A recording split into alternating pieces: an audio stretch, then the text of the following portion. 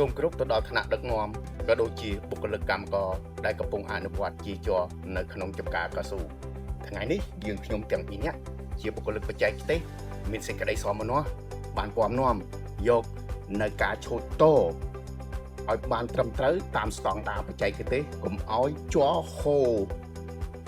ចេញក្រៅចាន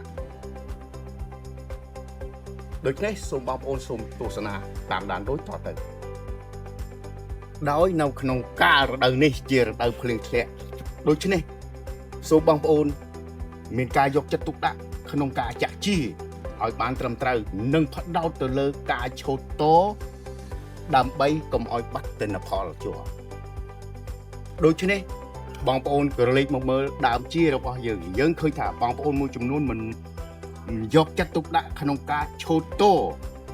ធ្វើឲ្យជ័រហូរបាច់សាច់មិនចូលស្លាបព្រាដូច្នេះធ្វើឲ្យបាត់ទិន្នផលជ័រដូច្នេះបងប្អូនបានឃើញជាក់ស្ដែងមកហើយយើងឃើញថាទឹកជ័រមិនហូរចូលចានមូលហេតុមកពីសាច់ថ្មីដុះនៅលើចង្អូរបង្ហូរជ័រហើយមិនបានឆូតតឲ្យបានត្រឹមត្រូវតាមស្តង់ដារបច្ចេកទេសធ្វើឲ្យបាត់ទិន្នផលជ័ររបស់យើងដូច្នេះសូមបងប្អូនតាមដាននៅការឆូតតរបស់ខ្ញុំដូចតទៅ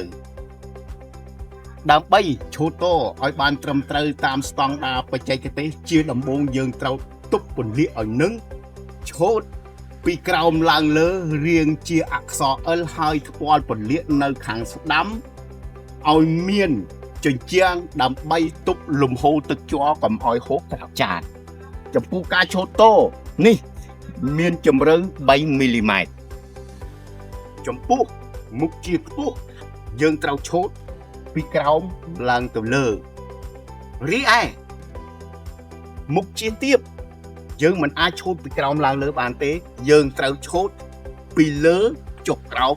ហើយមានទម្រង់ដូចគ្នាដដែលបទដ្ឋាននៃការឆូតឲ្យបានត្រឹមត្រូវតាមស្តង់ដារបច្ចេកទេសសូមលំអរកាយនិងគោរពជម្រាបលាតែប៉ុណ្ណេះ